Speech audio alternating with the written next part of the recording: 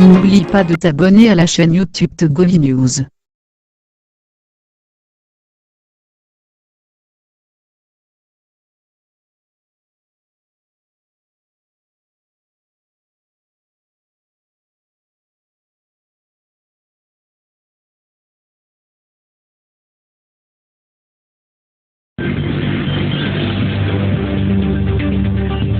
Madame, Messieurs, bonjour, bonjour à tous. Nous sommes très heureux de vous retrouver ce vendredi sur l'antenne avec la grande messe de vendredi. Ce vendredi, c'est avec Tchaniao Aremiaou, le patron du journal La Nouvelle Opinion, Abi Alpha Isotou, le rendez-vous, Fabrice Pétizi, le libéral. On sera rejoint en studio par le patron de l'estrade, Kenanou Issifou, et des fraternités, Joël Lega. Ensemble, nous reviendrons sur la situation politique de notre pays. Est-ce que véritablement la C14 est en train d'aller vers le boycott du scrutin législatif? Nous reviendrons sur le sujet et évoquer aussi le cas de la CEDEAO aujourd'hui. Il y a un fatwa qui est dressé contre l'institution sous-régionale. Je demanderai l'avis des confrères sur le sujet. Et la question de la sécurité dans notre pays, on va en parler. Dernier fait en date, le braquage au niveau de la lagune de Baie. Les populations sont-elles finalement à l'épreuve de l'insécurité? Yark Damran est-il désormais dépassé par les événements? J'interrogerai les confrères sur le sujet.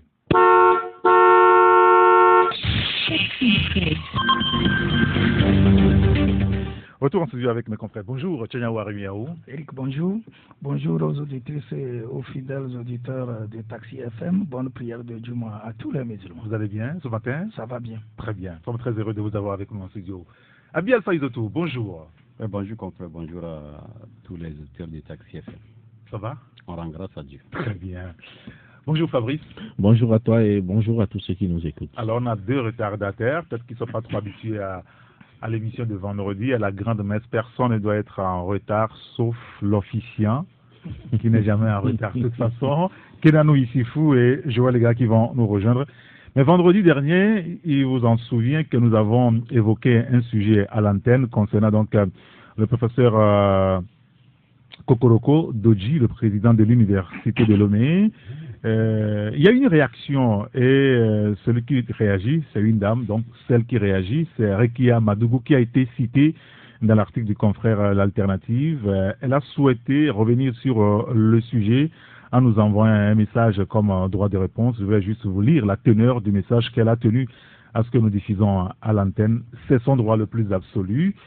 Elle dit je suis Rekia Madougou, mon nom vient une fois de plus d'être cité de façon diffamatoire sur vos antennes. Je ne pourrais encore l'accepter. Et précisément, dans cette affaire dite Kokoroko, contrairement à ce que le précédent journaliste ou le prétendent les journalistes sur votre émission, le président de la République, le PR donc, n'a jamais eu à en discuter avec moi, encore moins m'envoyer vers Topanou, avec qui il ne m'est jamais arrivé d'en discuter. Il faudrait cesser cette diffamation car j'ai fait preuve de patience jusqu'ici et je ne me laisserai plus faire. Je connais mes droits et je n'émarge pas au budget national ici. Je sais l'appui que j'apporte à ce pays et qui m'est cher tout comme à d'autres pays africains et j'en suis fier, mais ce n'est pas pour autant que j'accepterai tout. Ça, c'est le droit de réponse de Madame Rekia Madougou. Avec les confrères, on va aborder un autre sujet. Bonjour Kenanou Issifou, merci de nous avoir rejoints. Bonjour Eric, bonjour aux confrères présents ici et bonjour à ceux qui nous écoutent. Merci de nous avoir rejoints. Toutes mes excuses pour ce retard. La grande messe, on n'est jamais en retard. Alors, on va parler de la sécurité dans notre pays cette semaine, mercredi précisément. Des Nigériens, visiblement en route pour l'aéroport international Niassingbe et Yadémon, se sont fait braquer dans les encablures de la lagune de Baie. Alors, 13,5 millions de nos francs ont été emportés par les braqueurs armés de Kalachnikov selon plusieurs témoins. On a vu des images d'impact de balles sur le véhicule de ce Nigérien-là qui allait donc à l'aéroport international de Lomé. Que se passe-t-il finalement dans notre pays avec des braquages, même à visage découvert, et jamais on arrête ces bandits de grand chemin? Chanel. Non, bon, je crois que les populations doivent s'en inquiéter. S'en inquiéter parce qu'il y a plusieurs cas de braquage que notre pays a vécu. On peut parler encore de l'aéroport et d'autres cas que nous ne pouvons... Le Grand Marché également, avec le Grand Marché, rappelez-vous. Oui, et avec ce qui s'est passé mercredi dernier, moi aussi je l'ai appris via les réseaux sociaux, comme toujours ça se passe au Togo. Et j'ai voulu en savoir beaucoup, mais je n'ai pas pu comprendre vraiment les grands contours de ce qui a amené ce braquage. Mais il faut dire la vérité, il faut être honnête et sincère. Notre pays, c'est vrai que nous connaissons de temps en temps ces jeux de braquage, mais il faut aussi trouver la formule à encourager ceux qui sont aux manettes de la sécurité du pays, qu'ils se battent. Parce que je connais des pays plus grands que le Togo, tout proche de nous, où tout le temps, on ne peut pas faire une semaine sans apprendre qu'il y a eu braquage. Je voulais parler du Nigeria. Pas seulement du Nigeria, même de l'Afrique du Sud, le géant d'Afrique. Il y a beaucoup de choses qui se passent là-bas. Il y a des Togolais, et nous ne cesserons de le dire tout le temps. Si vous interrogez les concitoyens togolais qui se sont aventurés vers l'Afrique du Sud, ils vous diront ce qui leur est arrivé. J'ai dit, je connais un député qui a été également braqué en Afrique du Sud et volé. Et récemment, il n'y a pas encore 2 ans, le colonel Ouro avait été fusillé carrément en Afrique du Sud. Et donc, quand vous faites le tour de cela, vous regardez même à côté au Bénin, ce qui se passe, il n'y a pas de raison de jeter déjà la pierre à nos forces de l'ordre et de sécurité, surtout au ministre de la Sécurité, parce que j'ai lu sur les réseaux sociaux, les gens se sont alarmés, les gens crient à l'alerte, c'est vrai. Mais au même moment, il faut encourager ces hommes et dire que ce n'est pas à eux seuls de gérer la sécurité du pays. Il nous incombe, nous, en tant que citoyens aussi, de les accompagner. Oui, mais il y a quand même des premiers responsables. On ne va pas les soustraire de leurs responsabilités. Qu'on leur soustrait. J'ai dit qu'il faut les encourager et savoir qu'il revient aussi aux populations de les accompagner. Ils font leur part.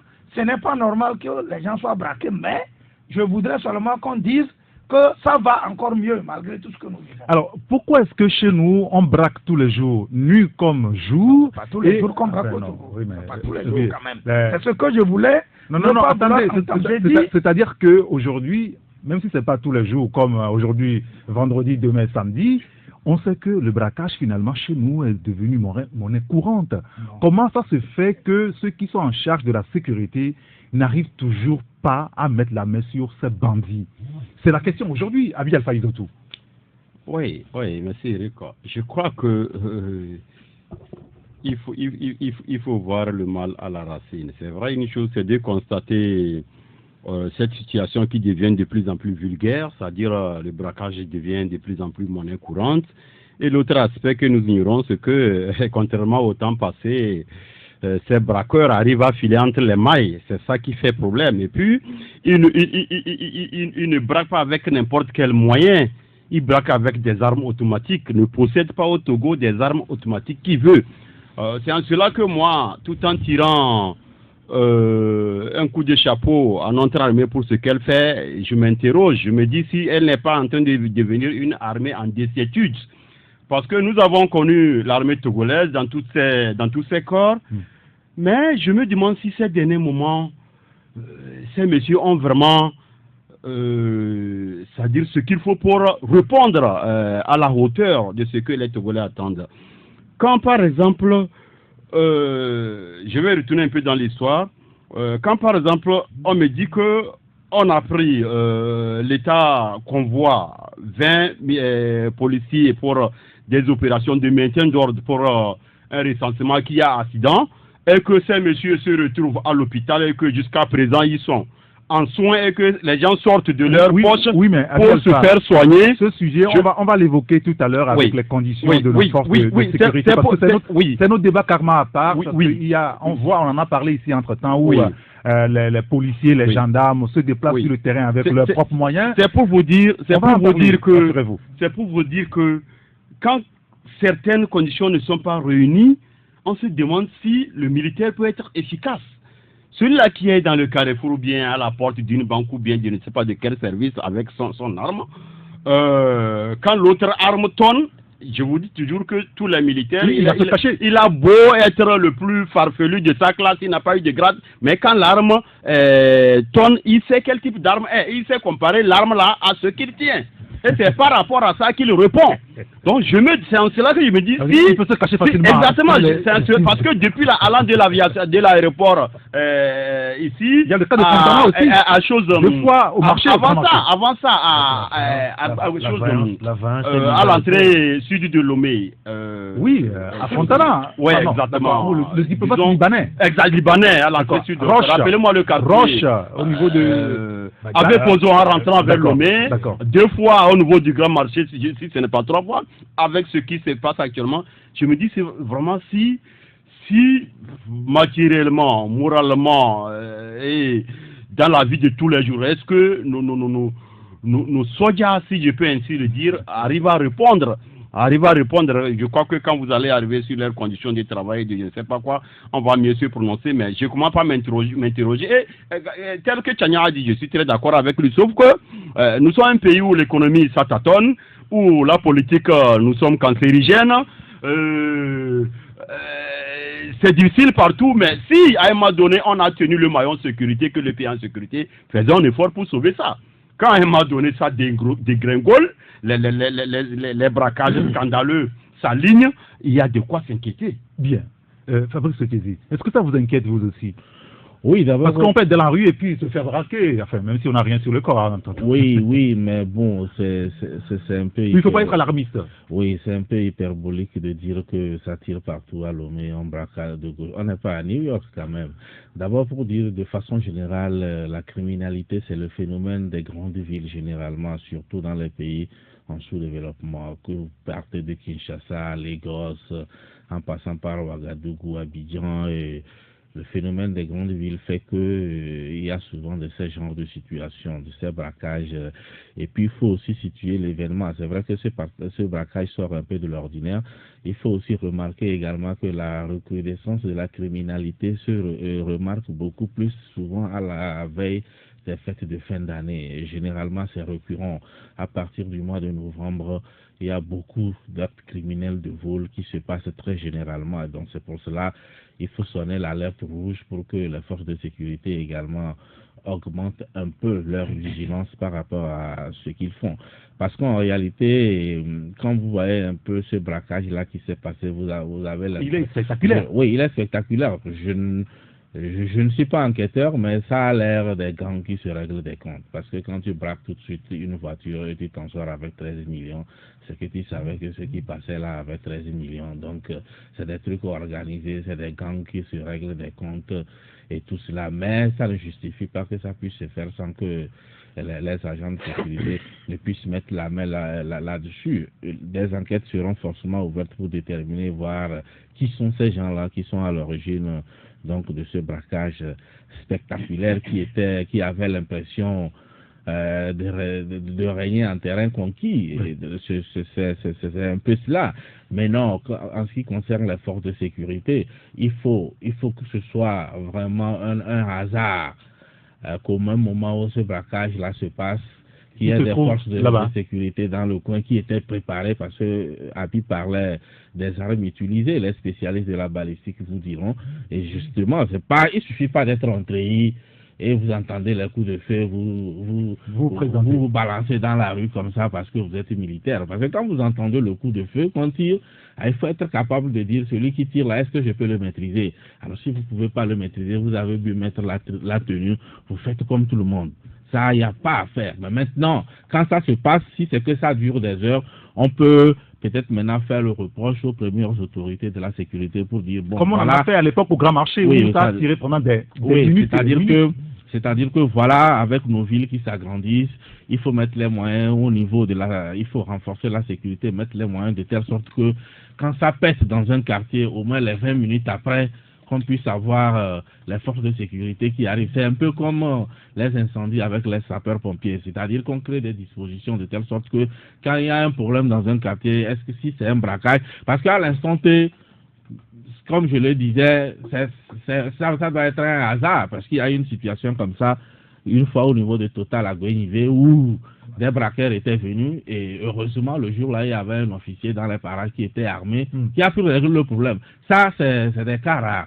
Mais le reste, il faut peut-être avoir su qu'il y a un braquage qui se prépare quelque part pour aller vous préparer. Oui, mais ce sujet aussi, on le pose parce qu'il n'y a pas longtemps, très longtemps, quand le gouvernement nous a quand même dit qu'ils ont déployé un système de sécurité de maillage du territoire national. Oui, c'est ce que je dis. C'est ce qu'il faut renforcer de telle sorte que lorsqu'il y a un problème dans n'importe quel quartier de Lomé ou dans n'importe quel coin du pays, l'intervention soit rapide. Et pourtant, on a quand même des forces de sécurité partout. Oui. Aujourd'hui, partout. Ils sont partout. Oui, c'est pour ça que je te dis. Il y en a qui sont là juste pour la dissuasion. Toi, tu vois le treillis. C'est pour ça que je te dis qu'il ne suffit pas d'être en treillis. Savent que les brigands savent que ce ne sont que des treillis en réalité. Non, c'est-à-dire quand vous voyez un militaire devant une banque, certains sont armés. Mais il y a des moments où aussi les forces de sécurité, sont là. D'accord. Mais les braqueurs aussi, ce n'est pas des gens qui opèrent par hasard. Ils choisissent également les enfants de cœur, c'est vrai. L'endroit. C'est comme un voleur qui vient. Il calcule, il se prépare, il sait à quel moment c'est propice avant de le faire. Mais maintenant, ce qu'on peut demander à l'État, c'est de faire de telle sorte que dans la mesure du possible, il puisse avoir des réactions beaucoup plus immédiates. Cela suppose qu'il faut mettre sur pied des unités qui peuvent peut-être réagir un peu plus rapidement que d'autres. Non, mais quand vous êtes dans un pays où chaque fois il faut aller de correctifs budgétaires à la baisse, ça pose un problème où vous comprenez l'armée est toujours renforcée. Qu'il y a un problème effectivement quelque part où on essaye d'équilibrer peut-être un pan de l'économie ou bien de la vitalité du pays. Mais ce que je voulais dire, c'est que aussi petit que le Togo puisse être, on ne peut jamais, comme le disait quelqu'un tout à l'heure, assurer la sécurité de façon optimale et de façon permanente partout. Et même si c'était le cas, c'est que, nous le disons tout à l'heure, ceux qui opèrent, ils ne sont pas bêtes non plus, tu l'as dit, ce n'est pas des enfants de cœur. C'est des gens qui sont préparés, qui étudient d'ailleurs le système qui est en place. On l'a dit, et si c'est des gangs, allez savoir, c'est des gens qui ont des ramifications partout et qui peuvent avoir même des informations au sein des cellules de la sécurité de l'État. Ils peuvent faire diversion aussi. Au moment où ils vous font tirer si quand même, vous les voyez faire un autre coup, un autre grand coup ailleurs. Donc en fait, on n'est jamais à l'abri quand on est dans une situation, comme le disait Abi tout à l'heure, on a une situation économique, d'accord, qui n'est pas, même si elle n'est pas aussi désastreuse, qui quand même, disons, un peu de tout, un peu partout. Donc, ne soyez pas étonnés que dans les lézardes qu'on a là, qu'il apparaît tous les insectes possibles. Ce qu'il faut dire, c'est que nous devons travailler ensemble à la vigilance, à la collaboration, comme le suggérait Tianyao tout à l'heure, mais en même temps aussi, ne pas perdre de vue que quand on a la situation politique qu'on a là, on peut aussi ouvrir d'autres brèches et aller plus loin en disant qu'à partir du moment où on a des périodes... On pose aussi la question, qui sont ceux-là qui détiennent les armes au Togo? On nous a dit qu'à Sokolé, excusez-moi de revenir là-dessus, il y a deux armes qui sont dans la nature. C'est justement la ville est prise en otage à peu près. Ça ne suffit pas parfois. Il y a aussi des armes qui circulent. Mais bien sûr. Et puis quand vous avez les là où entre-temps dans un village là où des gens venaient opérer et puis rentraient au Ghana. La porosité de nos frontières, ça c'est aussi un problème. Donc là, sur cet aspect-là, je vais te décevoir, dire que c'est parce que c'est pas la peine. Dire que deux armes ont disparu et puis on prend la ville en otage. Je crois qu'il y a un autre problème. Là-bas, on en a parlé la dernière fois. Dit à l'époque. Non, mais moi je rappelais juste ça. Ça ne suffit pas pour prendre une ville en otage, c'est ce que je dis. Mais quel que soit le système de sécurité qu'on met en place, ne soyez pas étonnés que ceux qui viennent, c'est des gens qui étudient le terrain avant de venir. Et donc, ils se préparent, ils savent où ils peuvent taper très rapidement et puis disparaître. Ou alors, au mieux des cas, ils vont vous poser un appel, comme je l'ai dit tout à l'heure, faire une diversion. Donc, ça ne suffit pas. Une armée aussi puissante puisse-t-elle être, a toujours quand même quelques failles. Sinon, les États-Unis ne seraient pas attaqués. Donc maintenant, comme nous le disons, c'est un travail qu'il faut faire ensemble et ne pas créer des facteurs qui peuvent favoriser ces genres de choses. Non, bon, je crois que Nana dit quelque chose de très sérieux.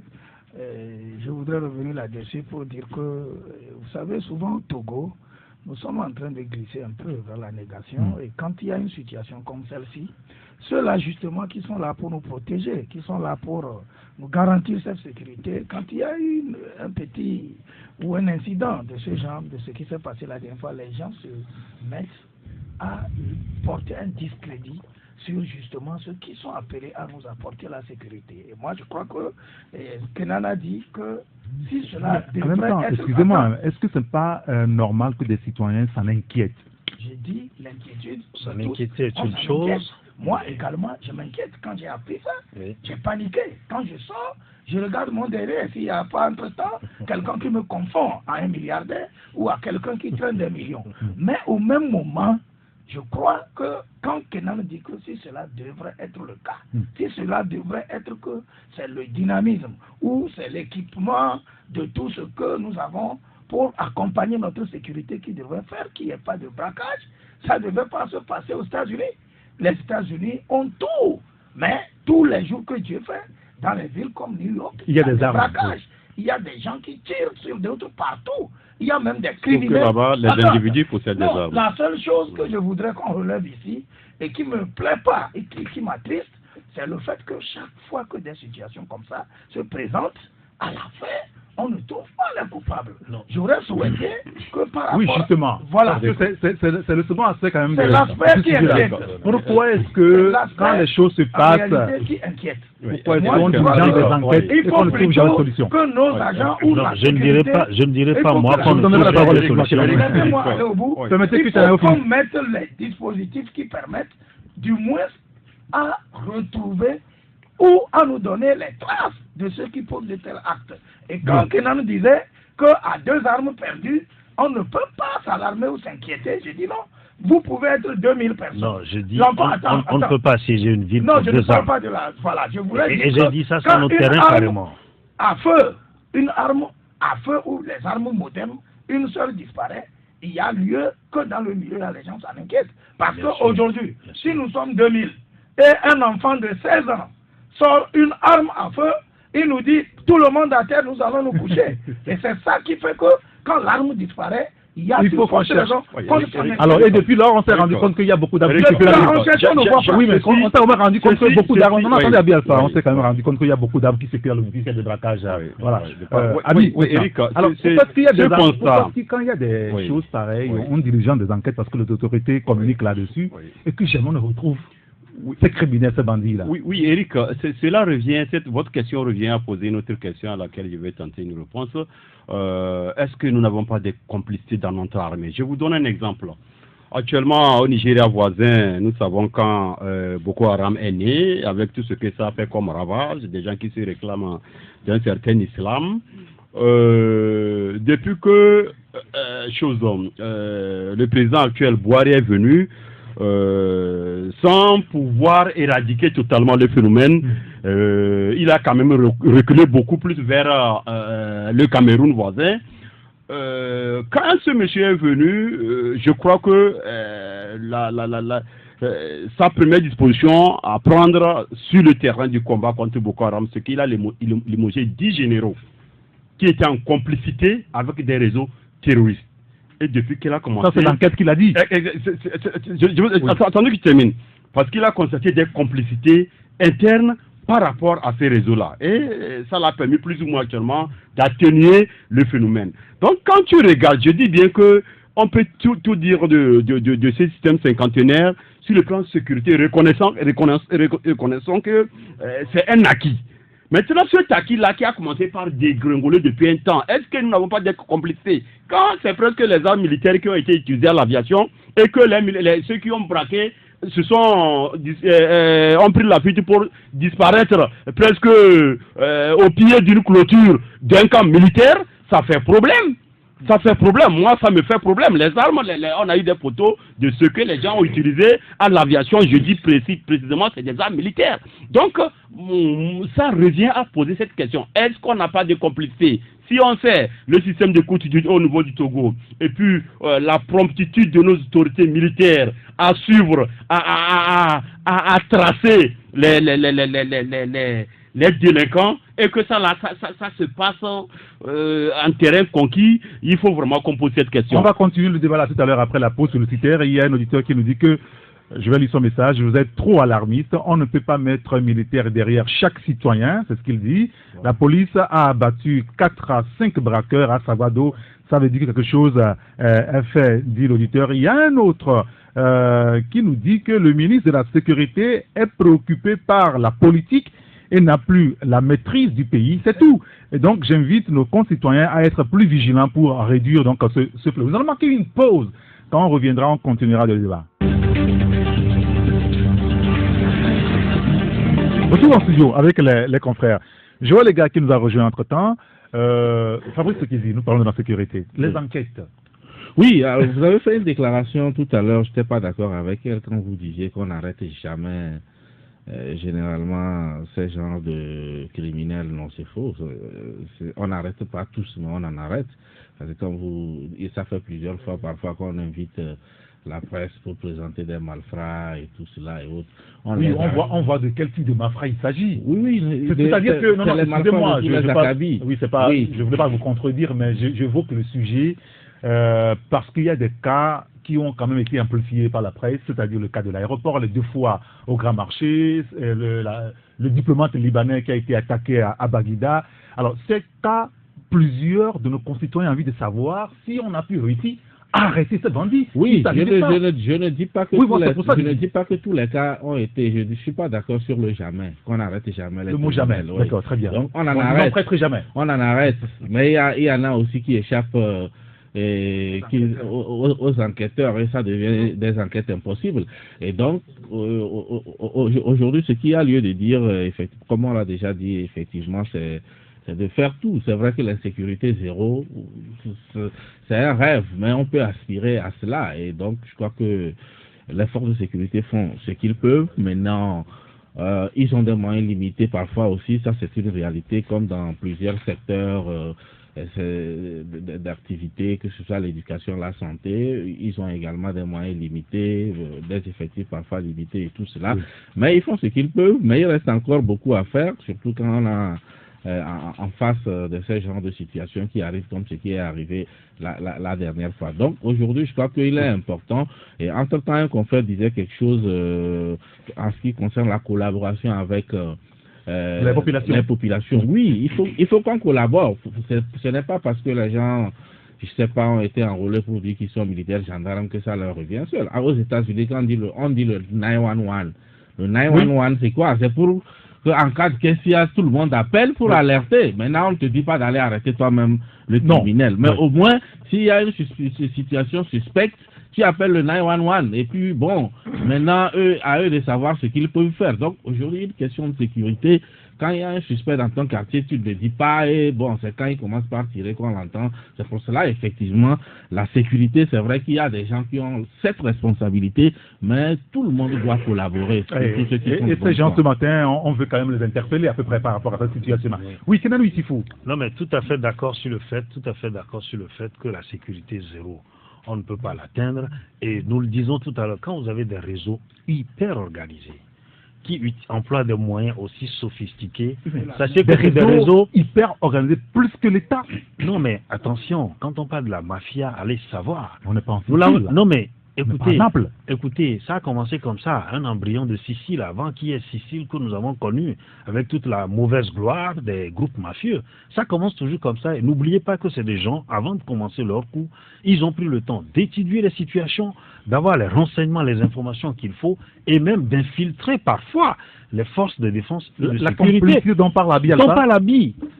Je l'ai évoqué, peut-être en ne le disant pas de cette façon, vous ne pouvez pas réussir un coup comme ça si vous n'avez pas été aidé par les informations, soit peut-être parce que vous avez filé la personne pendant longtemps, ou vous connaissez le dossier, vous savez ce qu'il en est, et cette information vient de quelque part. On peut craindre que parfois, les gens puissent avoir des informations, même si au sein des forces qui renseignent, il n'y a pas une volonté réelle de renseigner. On peut peut-être parfois, par peut-être, on va dire, comment est-ce que je peux l'appeler, par quelques failles hein, qui sont induites comme ça, ou alors, nous avons, à défaut à défaut ou par excès, je veux dire. On peut laisser traîner des informations. Système de renseignement au Togo quand même. Hein. Alors attention, les États-Unis aussi ont un puissant système de renseignement, je l'ai dit tout à l'heure. Mais malheureusement, ils sont braqués. Ce que je voulais dire... Permettez qu'on parle du Togo, monsieur. Oui, permettez qu'on parle du Togo. Ce que je veux dire, mais n'oubliez pas aussi que les nombreuses attaques, ou peut-être, d'accord, les tentatives que l'armée ou bien le système de sécurité déjoue, on ne nous le dit pas. Oui, on ne communique pas suffisamment là-dessus. Mais on ne peut pas communiquer parce que quand on parle de sécurité et des réseaux qu'on veut démanteler, ça prend du temps. Et quand vous laissez filtrer les informations, vous compromettez les chances d'arriver à bout.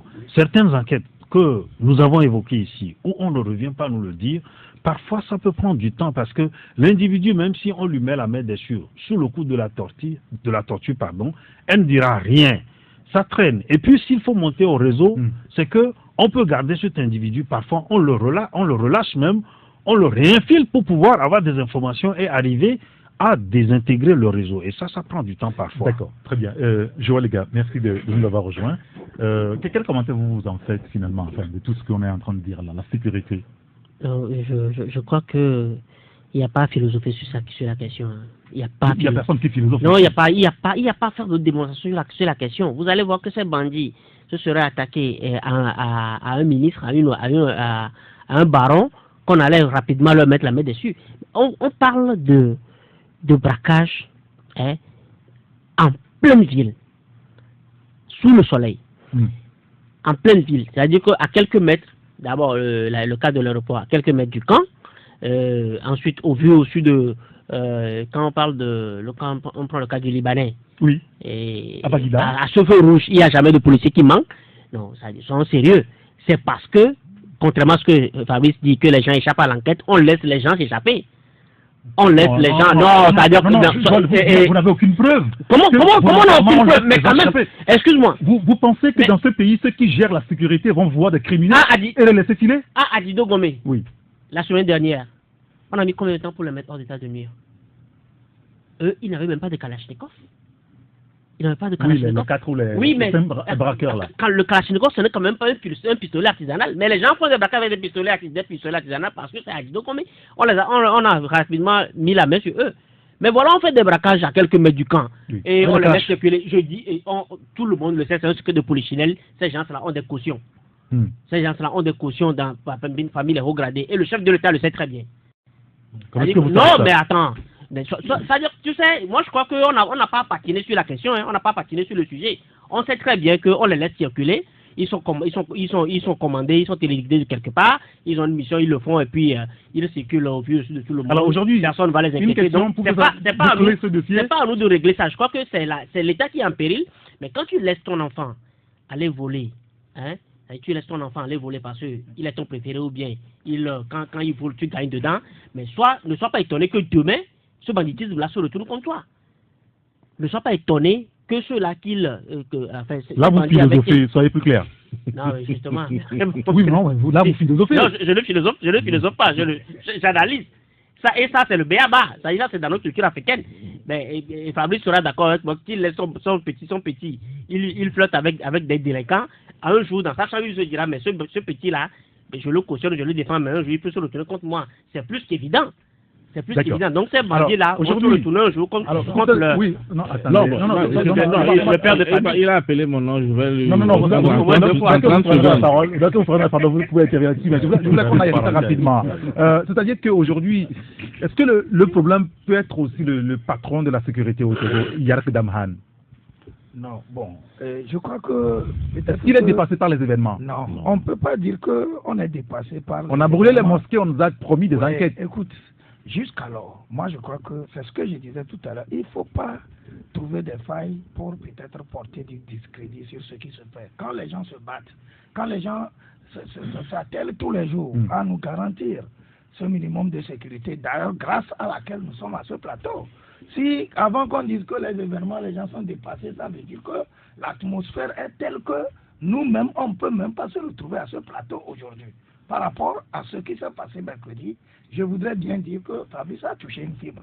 Ça peut être un coup bien planifié, parce que peut-être à la veille, les gens savaient que Tchaniao ou telle personne devrait porter un sac d'argent. Et dans la spontanéité où la chose s'est passée, on ne peut pas jeter la pierre aux forces de sécurité ni de l'ordre. Mais là où maintenant, moi je dis qu'il faut faire des efforts supplémentaires par rapport à ce qui se fait aujourd'hui, c'est de faire tout pour au moins situer les populations sur qui font ces forfaits, ou au mieux qu'on donne au moins les prémices, les traces. Qu'on dise quelque chose. Quelque chose, parce que je sais qu'il y a des gens qui ont volé ici, qu'on a finalement pris dans les autres pays. Ils ont déjà pu traverser la frontière. Quand on les arrête au Ghana maintenant... Ils ont juste volé, ils n'ont pas braqué. Oui, mais le vol arrive avec le braquage. Il y a un auditeur, justement, sur le sujet. Excusez-moi, monsieur. Il y a un auditeur, Joël, permettez. Il y a un auditeur qui nous dit même de donner l'exemple d'un braqueur des millions qui a été arrêté. On n'arrête que des braqueurs qui ont faim. Je veux dire les gens qui volent des motos. Bon, non, que lui pense. Là, on a faim, on vole le maïs dans le champ, c'est pas la moto. Non, là, ce que je voudrais dire, il faut qu'on soit un peu clair. Oui. J'ai dit que le souhait de tous les Encore 30 secondes. C'est qu'on puisse au moins dire quelque chose par rapport à ce qui s'est passé. Et moi, dans mon âme et conscience, je sais que la sécurité fait de son mieux dans ce pays. Et on ne peut pas déclarer un pays où l'insécurité est à zéro, c'est-à-dire que zéro taux d'insécurité, ça n'existe pas. Mais au même moment, reconnaissons que ça va encore mieux chez nous. Alors, mais ce n'est pas confortable merci beaucoup, de voir des situations comme ça et dire que ça va. Il faut souhaiter que lorsqu'il y a de ces situations, qu'on essaye de dire quelque chose et faire en sorte aussi que nous-mêmes, on contribue en aidant à ce que les forces de sécurité aient des informations. Je vais lire quand même quelques messages des auditeurs sur ce sujet-là tout à l'heure.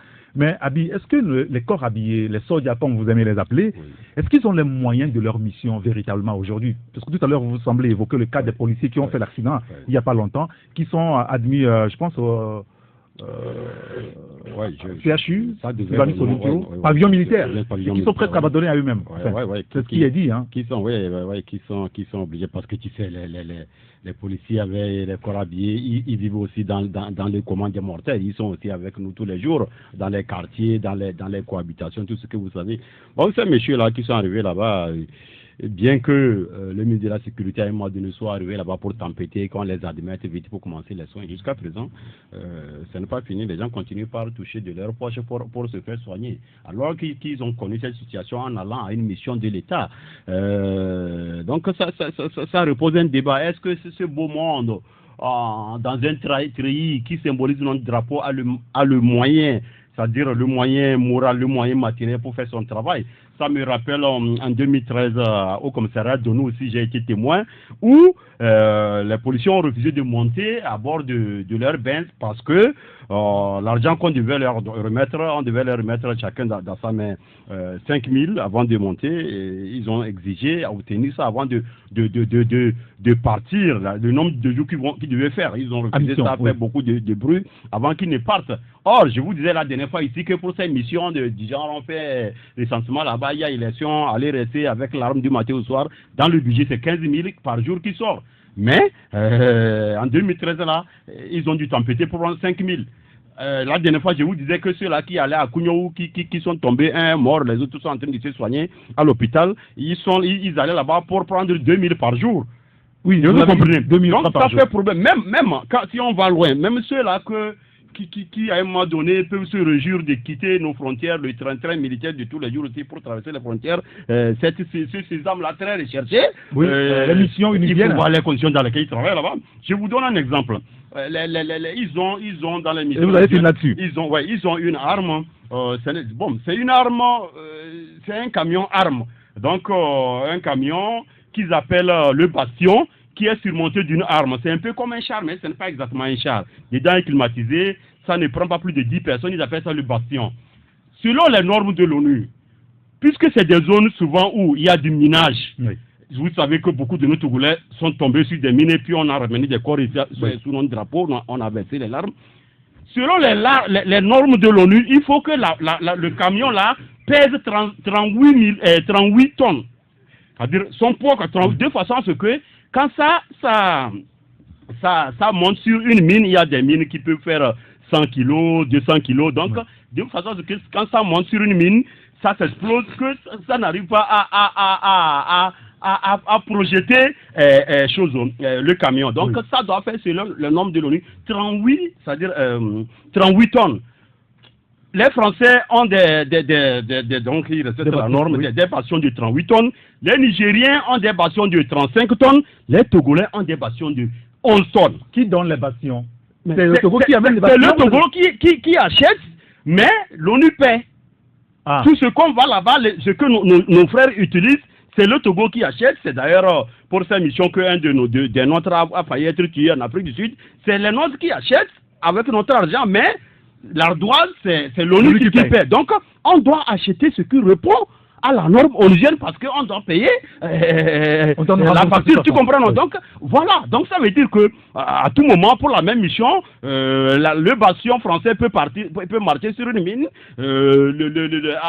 à 3 tonnes, 3 tonnes près. Le bastion nigérien peut encore passer. Quand nous, le nôtre va arriver, quand ça va exploser, vous comprenez que, ça veut dire qu'il y a trop de donc, ça fait problème. Entre-temps, j'allais encore, pour terminer, j'allais encore sur Canal FM, où un jour j'ai déploré le fait, je disais que je mets notre armée à défi. Les armes qu'on a entre-temps, allant même toucher jusqu'aux avions, comme je dis, si aujourd'hui, un seul avion militaire de chasse peut prendre les airs, il n'y a pas. Tout est pourri, et puis c'est pourquoi moi je m'inquiète si on n'est pas en train de se retrouver devant une armée en déchétude. Non, quand même. Est-ce que les forces de sécurité aujourd'hui ont les moyens de leur mission véritablement? Parce qu'il y a des plaintes un peu partout quand même. Hein? Non, il ne peut pas avoir les moyens comme dans tous les secteurs. Le médecin te dira qu'il n'a pas les moyens qu'il aurait fallu. L'enseignant te dira la même chose. En fait, c'est à l'image du pays. Donc, on peut, même si quel que soit le budget qu'on affecte à l'armée ou à la sécurité, nous sommes dans un pays où on ne peut pas dire que les gens ont ce qu'ils auraient souhaité avoir. C'est pas comme les États-Unis où on met tous les moyens dans la sécurité parce qu'on n'a que le problème de sécurité. Ici, nous, on a des problèmes de santé, on a le problème de faim, on a le problème d'éducation. Et donc, quand tout ça là arrive, forcément, lorsqu'on partage la manne, chacun repartira déçu. Donc, aujourd'hui, on ne peut pas dire que ce soit notre armée, notre gendarmerie, notre sécurité, ils ont tout ce qu'ils auraient souhaité avoir. Forcément... Il y a un statut par rapport à la police qui a été voté entre-temps. Mais dans l'exercice, il semble que tout n'est pas au point. Le décret d'application. Oui, bien évidemment. C'est parce que les enseignants grèvent que vous pensez que c'est eux seuls qui ont des problèmes. Oui, mais au niveau de l'armée ou des forces de sécurité, on ne peut pas gréver justement pour peut-être attirer l'attention. Oui, c'est pour vous dire qu'en réalité, il n'y a aucun secteur où quelqu'un peut lever le doigt pour dire que chez nous c'est du miel, nous sommes dans un paradis. Il y a toujours, l'État fait des efforts, mais ça ne suffit toujours pas. Et donc aujourd'hui, on ne peut pas, je ne suis pas militaire, je suis pas, mais je sais que par rapport à l'économie du pays et en fonction des problèmes qu'on a dans divers secteurs d'activité, je ne suis pas sûr qu'on peut donner les moyens à un seul secteur qui dira nous avons tout et au même moment certains n'ont pratiquement rien. C'est un peu à l'image du pays. D'accord. L'État fait des efforts, on forme. On a des militaires bien formés, mais les moyens matériels, aujourd'hui quand vous les voyez, est-ce que ailleurs, quand il y a un braquage comme cela, on peut faire décoller un hélicoptère qui peut essayer de sillonner la zone et tout cela. Je ne sais pas si aujourd'hui, par exemple, la police togolaise ou la gendarmerie togolaise dispose des hélicoptères. Si on vous l'aurez su. Oui, mais si on achète, même je serai le premier à dire qu'on gaspille l'argent pour... Ah oui. Au même moment qu'il n'y a pas de classe. C'est pour cela que je dis, ça c'est forcément à l'image de l'économie du pays. On ne peut pas avoir aujourd'hui une sécurité qui a tout. On aurait souhaité que ce soit ainsi, mais ça semble être un peu l'idéal dans tous les secteurs. Merci beaucoup, Fabrice. Incorrect. Non. J'allais dire 38 tonnes au lieu de 38 000 tonnes. 38 tonnes au lieu de 38 000 tonnes. Oui, c'est 38 tonnes, on a compris quand même. Kenanou Sifou. Alors, d'où la nécessité aujourd'hui d'aller vers la bonne gouvernance qui permet en réalité de répartir de manière équitable les entrées et si ce ne sont pas Les ressources du pays. celles qui sont générées par les ressources du pays, mais que ce soit notamment tout ce qui est emprunt ou, on va dire, subvention des organismes internationaux, qu'on puisse faire de la bonne gouvernance et que l'argent puisse servir à certaines causes basiques. Nous l'avons dit, sur le plan social, il y a des problèmes. Si déjà les organismes internationaux nous aident à régler un tant soit peu les problèmes sociaux, que l'argent puisse être affecté à cela et que surtout les organisations de la société civile puissent jouer véritablement leur rôle de veille, mais tout en étant crédibles elles-mêmes. C'est qu'on est dans un carcan où, comme nous le disons, on a une situation qui est véritablement désastreuse sur tous les plans. C'est vrai, tout n'est pas noir, dit-on souvent, mais quand on a le trou qui a été creusé depuis les années 90 jusqu'à aujourd'hui, il est difficile de penser que ça peut être comblé aussitôt. Et donc, quand on ne fait pas tout pour endiguer les velléités, les goulots d'étranglement qui continuent donc de peser, on ne peut jamais régler le problème. Donc ça voudrait dire que le petit pas qu'on fait en avant est rattrapé par les 10 pas déjà donc creusés en arrière et qu'on continue de creuser. Alors, voilà le problème auquel nous sommes confrontés. Et il faut effectivement de nouveaux profils, de nouvelles mentalités qui doivent surgir. Ah oui, de nouveaux profils. Je le redis et je le redis, on doit créer un modèle togolais. C'est lequel? Un idéal finalement. Mais il n'y en a pas. Et d'où, s'il faut aller loin, quelqu'un l'a dit tout à l'heure, Joël dit qu'il ne faut pas philosopher. Je crois que nous allons commencer à faire de la philosophie maintenant et créer de nouveaux dogmes pour notre pays. Sinon, on ne va pas s'en sortir. Alors, les policiers qui se plaignent, même s'ils ne prennent pas la parole ouvertement, je ne sais pas si vous en rencontrez quelques-uns au détour, n'est-ce pas, des carrefours qui se plaignent de leurs conditions. On est sur le terrain avec nos propres moyens, on n'a même pas des torches, c'est compliqué. Juste pour vous dire, si je le permets, qu'effectivement, je connais quelqu'un qui nous écoute en ce moment, qui doit dire, ah finalement vous avez parlé de ça, parce que le reproche qu'il me faisait la dernière fois, c'est un membre quand même très proche à moi qui me dit, vous ne parlez jamais de nous et vous vous attendez que quand vous avez des problèmes. Et je lui dis non, au contraire, mais ils n'ont pas justement la parole, il faut quand même des porte-voix. Et c'est ce que nous faisons il faut peut-être un syndicat au niveau des forces de sécurité, Joël. Enfin, on va attendre longtemps. Non, bien sûr. Dans d'autres pays, il y en a. Dans l'armée. Pourquoi la police, de la police, dans la La police. police, gendarmerie, au Burkina notamment, au Bénin aussi. Oui. Je crois savoir Non, c'est-à-dire que dans la police, pour l'armée, je ne sais pas, mais l'armée, ce qui manque aujourd'hui, c'est le tribunal militaire qui manque fortement à notre armée pour ne serait-ce que ce pas, pour quand même décourager certains. Des bévues, voilà, des bévues, voilà, justement. Mais je crois que ce soit la question de l'armée ou de la police que je salue chaque fois que j'ai l'occasion, je les salue au passage, parce qu'au moins, la population a l'attitude d'apprécier ce qu'ils. Enfin, l'argent du contribuable qu'on dépense pour eux, le service qu'ils nous rend en retour. Ce n'est pas le cas pour les autres corps. On ne sait pas. Vous savez qu'ils consomment plus le budget. Et parlant de manque de moyens, je crois que le chef de l'État, dans le cadre de son vaste chantier de réforme de l'armée, a donné assez de moyens aujourd'hui à la police pour que la police puisse avoir les moyens de son... le général Yak même est revenu là-dessus plusieurs fois. Et on ne sait pas si l'argent là a disparu comme les 3 milliards qui ont été chaque fois reconduits dans le budget de l'État. Pour les locales, ça n'a jamais été justifié. Alors moi je crois que puis en gros ce problème-là, il faut qu'on le verse même dans la gouvernance. C'est une question de gouvernance à la fin. Oui, c'est une question de gouvernance, c'est une question de gouvernance, de gouvernance politique.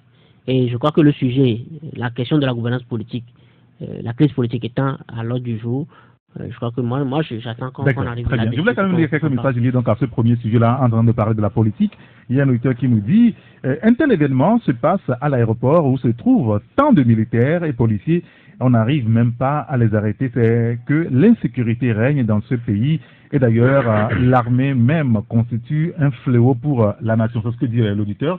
Il y a un autre qui nous dit, quand un gouvernement se préoccupe plutôt de la conservation du pouvoir et passe par tous les moyens, c'est ce qui arrive et on ne nous présente jamais les coupables. Un chef d'État qui pense qu'il doit forcément rester au pouvoir et qu'il est le seul garant de la prospérité et de la stabilité de son pays est un leader qui a échoué, reconnaissant que nos autorités ont leur idée accrochée au pouvoir, dit l'auditeur. Il y a un autre qui nous dit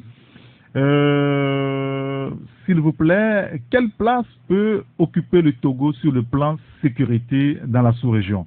Bon, je ne sais pas s'il y a eu quand même un sondage dans ce sens, on ne peut pas répondre à cette question-là. Il y a notre auditeur qui nous dit il faut que, eh bien, là il lui parle de Fabrice. Fabrice sache que, puisqu'il veut jouer au connaisseur des États-Unis, le 911, c'est ce que vous avez dit, Oui. c'est l'équivalent de un sexe au Togo, ici, et là-bas, ils interviennent avec promptitude. Bon, Oui, pas tout le cas, parce qu'il y a des gens, là, des élèves qui ont... Bon, lui aussi, s'il veut jouer au connaisseur des États-Unis, moi, je l'ai appris les États-Unis à l'école. Je vais aller. S'il lui est allé, il peut y être et ne pas aussi maîtriser les États-Unis. Donc, je ne joue pas au connaisseur. C'est une mise au point. Bien. Alors, au gouvernement, on promet le faux, le corps GIPN qui assure la sécurité même est très rare à Lomé. Ceux qui font du désordre sont dans tous les coins. C'est le Togo, dit notre auditeur. Et puis, il y a un autre qui nous dit, à propos, je pense, il parle de la sécurité lui aussi, voilà, dans un pays qui n'a pas connu une guerre au cours des 20 dernières années, quand les armes de guerre circulent, il faut voir vers l'armée. C'est ce que l'auditeur nous dit. Et puis, ce dernier message qui dit « Je confirme ce que dit Abi Alpha par rapport donc aux policiers qui ont fait accident en allant pour faire la sécurité du recensement. Actuellement, un ami qui était dans le lot a les pieds fracturés dont ça nécessite, je vais dire, ça nécessite une opération à l'étranger, mais faute de moyens, rien. Dit l'auditeur. Il y a peut-être un dernier message avant d'observer la pause et revenir sur la question politique. Pourquoi quelqu'un qui est dans un coin, imagine même, à s'attaquer à un régime, il est vite déniché, mais on vit les braquages tous les jours, on n'arrive pas à les prendre. C'est suspect ces braquages, dit l'auditeur. Attendez voir quand on braquera un baron. Pas plus qu'une semaine, on les arrêtera, donc on arrêtera tous, c'est ce que Joël a dit tout à l'heure. Monsieur, merci beaucoup. Nous allons marquer une pause. Quand on sera de retour, nous parlerons politique.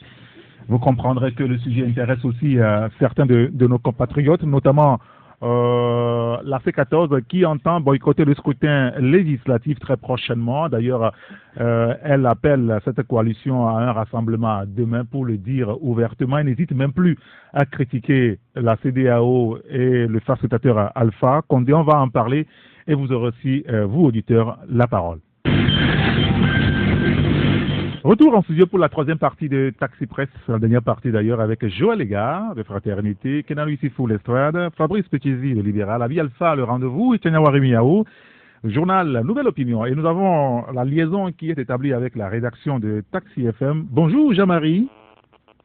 Bonjour Eric. Merci de nous avoir rejoints. Vous êtes au programme pour Taxi Midi à 12h45. Quel est le contenu de votre journal? Eh bien, il est question des réactions parallèles, organisation de la société civile pour une diplomatie non gouvernementale d'un côté, force vive, espérance pour le Togo de l'autre. La première invite les autorités à respecter la date butoir du 20 décembre. La seconde fustige, elle, la méthode de facilitation de la CEDEAO. Il sera aussi question des travaux de concertation sur les priorités nationales pour le 7e cycle du Fonds pour l'environnement au Togo. Travaux qui ont démarré jeudi à Lomé. Enfin fort, Togo, Algérie, J-3, le point des préparatifs avec le sénateur Claude Leroy en fond du journal. Oui, Jean-Marie, est-ce qu'on va gagner? Bien évidemment, étant que supporter des Éperviers, étant patriotique, bon citoyen de l'État, le Togo doit gagner.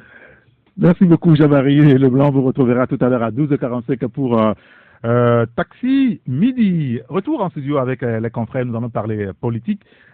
Politique avec tout ce qui se passe depuis la semaine dernière. Il y a eu une semaine, le gouvernement a convoqué le corps électoral, ça tout le monde est au courant, ce n'est pas un scoop. Et puis après, la CENI aussi qui a quand même communiqué sur un autre délai pour le recensement, enfin 3 jours supplémentaires, on va dire, pour ceux qui n'ont pas eu l'occasion de le faire. Aujourd'hui, demain, samedi et dimanche, c'est ça, non? C'est ça. Oui, et donc, voilà. Pendant ce temps, la C14 annonce son intention de boycotter les scrutins législatifs si toutes les conditions ne sont pas réunies. Elle appelle d'ailleurs ses militants et les Togolais à se joindre à elle pour manifester cela, l'exprimer bruyamment. Demain, samedi, rassemblement à Baie, Gapoto et Bessimé. On aura l'occasion peut-être de revenir là-dessus. Mais est-ce que nous allons vers carrément des élections sans Afrique 14, Tchaniao? Non, c'est l'impression que ça donne sur le terrain quand vous suivez ce que certains leaders de la C14 lancent comme message, et quand vous voyez ce qui se dit un peu partout sur les réseaux sociaux, c'est l'impression que ça donne. Mais est-ce que vraiment on va aller à ces élections sans la C14? Ça, c'est la question que moi, en tant que Tchaniao, observateur, je me pose. Et quand vous avez déjà certains de la C14 qui appellent leurs militants, et d'ailleurs les Togolais de bon sens et de bonne foi aller se faire enrôler. Un seul de Oui, la C14, même le seul, c'est quelque Mohamed chose Tchassouna Traoré, qui a été candidat à plusieurs reprises. Oui. Donc ce n'est pas n'importe qui est sorti de la C14 pour appeler des militants à aller, puisque quand vous prenez le poids de Tchassouna par rapport à d'autres que je ne vais pas citer ici, qui crient d'ailleurs plus à la C14, il y a quand même une lettre de débarcation à faire. Donc celui qui est sorti et qui appelle, ce n'est pas n'importe qui. Quand vous avez un groupe où il y a des gens qui ont des envies, moi je sais que ce n'est pas à nous de l'étaler ici, il y a des gens qui ont des envies d'aller à cette élection. Attendons, là on aura, ce sera une autre paire de manches de discussion qu'on va ouvrir ici. Moi je sais que la C14 a envie d'aller, mais ce que je constate, c'est que il y a des gourous à la C14, notamment quelqu'un comme le leader de l'ANC, le chef de file de l'opposition, qui, n'ayant pas travaillé le terrain, ont pris peur, puisqu'il y a une réalité qui va se vivre bientôt. Le Togo, souvenons-nous et croyons-le, nous ne vivons pas en autarcie. Le Togo vit dans une zone communautaire, la CEDEAO. La CEDEAO, ce n'est pas des malfoutus, ce n'est pas n'importe qui. Elle est venue nous réguler et elle a trouvé, en donnant cette date indicative qu'on peut aller aux élections, la CEDEAO a vu que ce qui a été démarré comme recensement ne rimait pas et ne permettait pas à tous les Togolais d'aller. Vous voyez que la France, l'Allemagne, tout le monde fait confiance à la CEDEAO, où on veut, une fois en passant, voir les Africains régler entre eux leurs problèmes. Et donc la CEDEAO veut qu'on aille à cette élection et veut donner la chance aux Togolais qui n'avaient pas pu se faire enrôler en demandant une marge. Et c'est ça qui commence aujourd'hui. Et donc quand vous voyez le groupe des 5 qui également, parce que tout le temps, quand ça ne va pas, les gens disent, il y a la France qui va les mater, il y a l'Allemagne, les États-Unis ne se tairont pas. Et quand vous écoutez ce qui a été dit par rapport au communiqué, les gens savent qu'on les met au pas. Et comme ils n'ont pas préparé le terrain, il faut bloquer tout. Maintenant, il revient à la jeunesse qui est au sein de la C14 de dire aux gens qu'il ne faut pas laisser l'histoire se répéter. Merci beaucoup. Parce que celui qui met Oui, le doigt, un adage dit que celui qui se fait mordre 2 fois dans le même trou par un serpent, il est toqué. Toqué, vous Voilà, avez dit. oui, toqué, j'ai Merci dit, beaucoup, oui. Tchaniao Arimiawa. Abi Alpha Yudo, quel commentaire vous en faites aujourd'hui? Là, c'est clair, et en tout cas, les responsables de la C14 ont commencé par le dire. Ils n'iront pas au scrutin, d'ailleurs, ils ne se feront pas recenser. Et donc, quand vous n'êtes pas allé vous faire recenser, vous ne pouvez pas être candidat. Cela va de soi. Et donc, le boycott est là. Mais on a une histoire du boycott. Le confrère L'éveil de Nato ce matin a fait quand même l'historique du boycott au Togo et les conséquences. Est-ce qu'il faut boycotter ce scrutin? Ouais, je crois que j'ai très bien suivi mon aîné, mon doyen, mon grand frère qui parle très bien c'est-à-dire des représentants diplomatiques qui sont ici. Je vais commencer par là. Moi, ça me fait rigoler quand les gens prennent une certaine position de ces fonctionnaires des différents pays qui sont ici. Je dis encore bien, je pèse mon mot des fonctionnaires qui sont ici, quand les gens prennent leur prise de position comme la parole de la Sainte Bible vient du Saint-Coran. Ça me fait rigoler. Je disais ici un jour que très souvent nous savons comment, quand ces fonctionnaires arrivent ici dans les premiers mois, leur prise de position par rapport à la dictature, et 6 mois, 1 an après, on sait comment ça devient. Moi, nous, on connaît des gens même qui, leurs missions sont terminées ici, ils ne sont jamais rentrés chez eux. Ils ont créé des cabinets ici, ils travaillent ici parce que les dictatures, en fin de règne comme ça, c'est aussi beaucoup de l'argent qui circule. Et pour un fonctionnaire comme ça qui atterrit ici, le débat n'est pas tombe. Mais si, les gens en font un argument massue pour dire que la C14 est dos au mur. Je ne trouve pas comme ça. Ça, c'est un. Secondo, maintenant, par rapport à la C14 elle-même. C'est vrai qu'il y a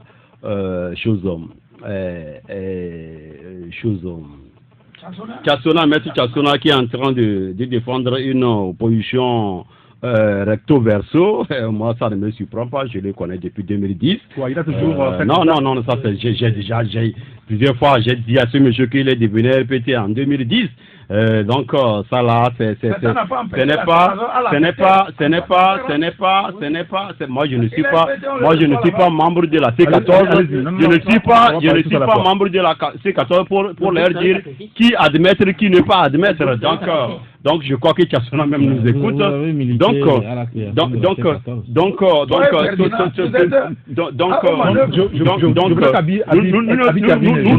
Nous ne serons pas les premiers journalistes à avoir apporter une pierre à une sortie de crise dans un pays donné. Donc, moi je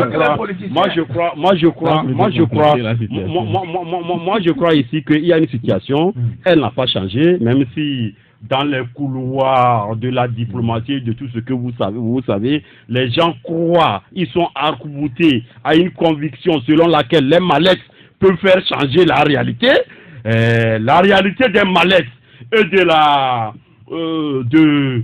des jeux de couloir, c'est une chose, la réalité du terrain, c'est une autre. C'est vrai que depuis que le dialogue a commencé, il y a eu ce qu'on appelle une accalmie, et j'ai toujours dit que c'est une accalmie, ce n'est pas un calme définitif, et que c'est selon les besoins, selon la réalité du terrain. Voilà. Donc c'est pour vous dire que si les gens pensent que à un moment donné, ils ont pu mater les gens à Mango, ils ont pu faire leur désordre à Sokodé, à Bafilo, et que la population a eu peur là-bas, ils ont éteint la contestation. Les quartiers difficiles de nommer, ils ont maillé les milieux, c'est fini, et que ils ont le boulevard ouvert, ils peuvent faire à leur tête, dans la ruse politico-juridique pour continuer. J'ai toujours dit que c'est ça qui les marche, on les souhaite bonne chance. Sauf que je fais partie de ceux qui croient fortement que ça ne va pas marcher. C'est vrai, on peut tout de suite par rapport au boycott dire qu'il faut faire le parallèle entre le boycott aujourd'hui et ce qu'il a été hier et tirer les conclusions par rapport aux conséquences éventuelles. Mais les réalités sont très différentes. Très différentes, ce n'est pas à moi de le démontrer ici, tout le monde le sait. On sait d'où on vient, on sait où on est, et si les gens pensent actuellement qu'ils ont la solution, que ça les marche. Merci beaucoup Abi Alpha. Fabrice.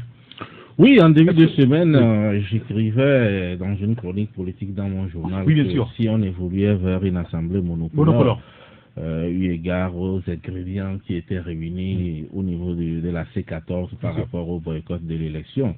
Mais j'ai été très vite rattrapé par la réaction du MCD qui a appelé. Bon, pour l'instant, il faut aussi préciser que le MCD ne dit pas d'aller aux élections. Bon, à ce que je sache, il a dit à ses militants d'aller se faire recenser. Mesures conservatoires. Mesures conservatoires. Je sais qu'aujourd'hui, effectivement, comme le disait Abi Alpha, les temps ont changé et aujourd'hui, il y a une pression très forte sur les politiques, contrairement à hier. Alors aujourd'hui, il y a beaucoup de gens, nous l'avons toujours dit, il y a beaucoup qui pensent comme Maître Chassona Traoré, mais qui n'ont pas le courage de Maître Chassona Traoré. Au niveau de la C14 au niveau de la C14, c'est-à-dire que les gens ont mis tellement la barre haute qu'aujourd'hui, redescendre est un peu difficile pour eux. À l'allure où vont les choses, vous risquez un jour ici de voir des gens qui n'ont même pas appelé au recensement dire qu'ils vont à des élections.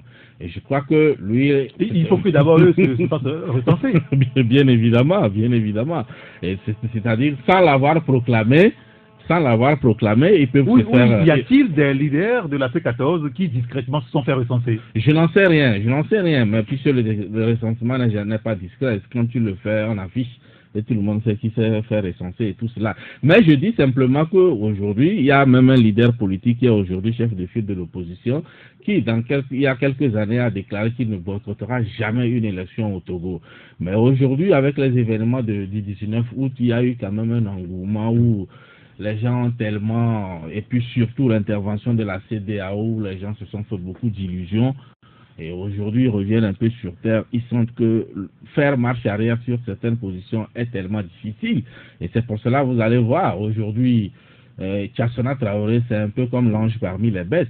Et vous savez qu'en philosophie, on nous dit très souvent de ne pas faire l'ange parmi les bêtes, parce que quand vous faites l'ange parmi les bêtes, c'est dangereux. C'est dangereux. Et aujourd'hui, il va recueillir cela parce qu'il sera lynché sur les réseaux sociaux. On le voit d'ailleurs. On le voit d'ailleurs et autres. Mais il a quand même pu exprimer ce qu'il pense. Et il y a beaucoup Alors qui la pensent question, est-ce qu'il va être exclu de la C14 ce matin? Et puis n'oubliez pas aussi qu'au sein de la C14, il y avait la C14, mais il y a eu des moments où le PNP aussi a ramé à contre-courant. Oui, en refusant de s'associer aux manifestations de la C14. Donc on l'a pas exclu, donc ça fait jurisprudence. D'accord. Kedano Issifou. Non, mais nous n'apprenons jamais de notre propre histoire et de toute façon, l'histoire des nôtres se répète, elle va encore se répéter. Tout ce qui se passe, il n'y a rien de nouveau pour les Togolais aujourd'hui qui ne se soit produit il y a quelques années. Mais ce qui est important, c'est d'aller au-delà. Au-delà du débat politique, c'est qu'à un moment donné, il y a d'abord une certaine hypocrisie qui est là, d'accord, que nous connaissons, qui continue de prendre ses racines, de s'enliser, et on draine un peu les bases là-dedans. Ce qui ne permet pas aujourd'hui aux Togolais de faire une lecture réelle des intentions des uns et des autres. Mais il faut avoir le courage de dire, voilà ce que je veux faire. Si quelqu'un l'a fait, tant mieux. Mais ce qui est important, c'est que nous sommes dans une situation où, je l'ai dit ici et je le redis, si on va vers un processus électoral qui déjà comporte des prémices ou assez de risques, il faut s'aviser et faire extrêmement attention. Et ça, j'en appelle aux deux camps pour trouver le modus qui permet... C'est-à-dire on peut reporter le scrutin du 20 ? Je ne le dirai pas ainsi. Mais on est dans des accords. On peut toujours trouver un modus qui nous permet... Aujourd'hui, il y a la caution de la CEDEAO qui dit le 20 décembre, aller aux élections. Alors, et au niveau du gouvernement, écoutez, c'est un pain béni. Avançons. Est-ce qu'il peut encore avoir un consensus entre les deux entités aujourd'hui sur cette question? Pourquoi avoir augmenté les 3 jours? Parce que la CEDEAO l'a aussi dit. Bon, ok, d'accord. Donc faisons ce que la CEDEAO a dit. Si le problème va être réglé, tant mieux. Mais ce que je dis, on a un problème de fond. Ce n'est pas la première fois qu'on a une intervention, on va dire, d'un organisme, cette même CEDEAO. Le problème entre les Togolais, c'est qu'il faut qu'on arrête un peu, comme je l'ai dit, cette aigreur politique, ce fonds de commerce qu'on a créé, où on crée des situations de blocage, on crée des situations qui permettent en réalité pour certains de se sucrer pendant que le peuple est en train de croupir dans la misère. Il faut qu'on sorte de ça. Moi, je reviens encore et je le dis, quel Togo nous voulons construire? Si on n'a pas le Togo qu'on veut construire, on sera toujours là à patauger. Les élections, c'est sûr, elles vont avoir lieu. Mais si elles permettent de régler le problème, tant mieux. Mais si elles ne permettent pas de régler le problème, il faut faire attention. Vous n'êtes pas sûr que les élections, là, vont permettre de régler le problème du Togo? Non, le problème du Togo ne peut pas se régler comme ça tant que les racines du problème n'ont pas été coupées. Mais ce qu'il faut dire aujourd'hui, c'est que vous avez un gouvernement qui est en train d'évoluer. Je l'ai dit, à un moment donné, il faut que quelqu'un sonne la fin de la récréation. Qui pour le faire? Non, mais justement, c'est là où les gens doivent... Ça nous amènera tout à l'heure à revenir sur le cas de la CEDEAO, si finalement, elle n'est pas aussi impuissante par rapport au règlement du problème togolais. Mais tant que les Togolais eux-mêmes ne veulent pas régler. D'accord. Joël, les gars.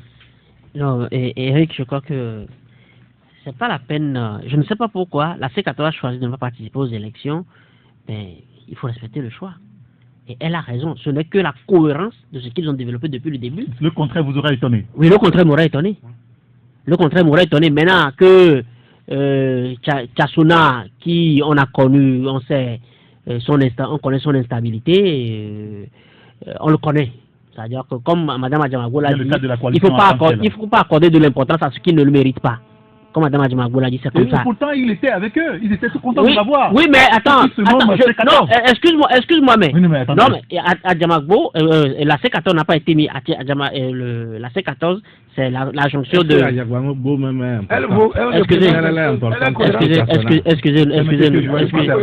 Excusez-nous. Non, jusque-là, je trouve qu'elle a été cohérente. Bon, la C14, c'est la jonction du groupe des 6, CAP 2015 et puis des 3 autres. Ah oui, Hein? d'accord. Voilà, donc Vous on n'a voulez pas comme ça, compté. ouais. Non, c'est-à-dire que pour le cas de Tchassona, je crois que il s'est retenu, il a retenu le diable qu'il y avait en lui. À un moment donné, le diable a pris le dessus. Bon, on a pris acte. On a pris acte. Ça moi, personnellement, ça ne m'étonne pas. Bon, maintenant, La CEDEAO. justement, maintenant, la CEDEAO, ben, si une institution se laisse son image discréditée par ses employés, mais moi je dis, on en est là. Mais je ne sais pas pourquoi on veut forcément que la C14 participe à l'élection du 20 décembre. La C14 va participer, mais on n'a qu'à l'aise à ces élections. Où est le problème? Où est le problème? Non, excuse-moi. Au final, comme moi je l'ai toujours dit. A été clair là-dessus. On s'en va pas. Oui, justement. Quelqu'un force. Justement. Non, mais je ne sais pas pourquoi on a fait un débat. Mais attends, la C14 dit cette élection. Non, justement, attendez. Mais attendez, moi je ne sais pas de parler de ça. Justement. Pourquoi le mettre? Non, justement, je ne dis pas, je ne vous refuse pas. Non, je ne vous refuse pas. Mais moi, je crois que qu'on dise que non, on va sortir avec un parlement, on risque de répéter, comme Pécha Yao l'a dit. Si tu... Quoi, le problème? Tu te fais mode par 2 fois, c'est que tu es con. Mais si ça me plaît, oui, c'est que si ça me plaît, de me faire mode N fois, de quoi je me mêle alors? Mais on n'a qu'à sortir avec un parlement monocolore. Mais c'est quoi le plan? On sort avec un parlement monocolore. Est-ce que le parlement va nous offrir une constitution pire que ce qui est sorti du 31 décembre 2002? Ce qu'on a aujourd'hui, c'est déjà pourri. On ne peut pas avoir pire que ça. Donc on n'a qu'à aller avec le parlement monocolore, faire ce qu'on veut. Peut-être au soir, on va les contraindre à adopter la réforme que le projet de réforme que l'expert constitutionnaliste. Heureusement que quand nous avons demandé où il est passé, il est sorti en fait de son silence, il a son document sur les réseaux sociaux. Peut-être on va compter le pouvoir à adopter ces réformes-là en l'état pour autoriser Fort à aller en 2020 et pas en 2025, mais que le Parlement va venir. Est-ce que le Parlement va venir déverrouiller encore, donner un mandat illimité? Ce n'est pas possible. On peut pas avoir, on n'aura pas. Merci beaucoup, Jean. Eric, on n'aura pas pire que ce qu'on a aujourd'hui, même si le Parlement est à 95% uni et puis on prend les satellites comme qui s'agitent aujourd'hui pour juste orner ce Parlement. Alors, on n'aura pas une situation pire. On a qu'à aller à ces élections. Là, il n'y a pas de problème. J'ai juste malheureusement 2 minutes. Vous allez permettre après que je donne la parole aux auditeurs. On va revenir sur vous avant de rendre l'antenne. Oui, non, mais je crois qu'il ne faut pas créer la confusion. Je voulais maintenant on aborde le cas de la Constitution telle qu'envoyée à l'Assemblée nationale. Oui, c'est pourquoi là je dis qu'il ne faut pas qu'on crée la confusion dans la tête des citoyens togolais, comme quoi on est en train de faire la cour à une certaine frange de Togolais pour participer aux législatives. Vous savez, les législatives, ce n'est pas que les partis politiques. Il y a des gens qui peuvent, des individus qu'on ne connaît même pas, qui peuvent se constituer en liste indépendante. C'est des Togolais. Et la conséquence dont nous parlons, c'est qu'aujourd'hui, si en 2002 ou en 99, il a été possible que des gens refusent de participer à des élections et qu'ils ont laissé le terrain libre à d'autres qui sont allés, ils ont manié quand même la Constitution. Et c'est derrière la manipulation de 2002 que les Togolais courent aujourd'hui. Et moi, je dis toujours que... Mais comme je le dis, on ne peut pas avoir une constitution pire que ce qu'on a aujourd'hui. On ne peut pas avoir pire que ça. C'est derrière cette manipulation que les gens ont laissé, que nous courons aujourd'hui. Et ce qui est intéressant, c'est que cette fois-ci, puisque à chaque instant que les choses se passent, il y a des Togolais qui croient que le pays, c'est leur otage et que c'est leur volonté qui fera marcher ce pays. Et j'ai dit que quand je prends la position de la CEDEAO, quand je prends la position du groupe des 5, je me dis que, ah tiens, on peut faire quelque chose cette fois-ci. Comprendre les gens, comme vous dites qu'il y a des gens qui se bombent le temps, qui veulent profiter de la situation, avant tout, ils sont Togolais.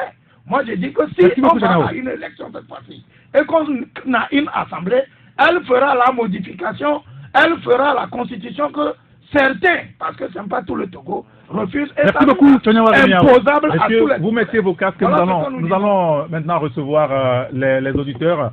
On a encore quelques minutes pour les écouter, puis après on revient en studio pour continuer le débat. Allô? Allô?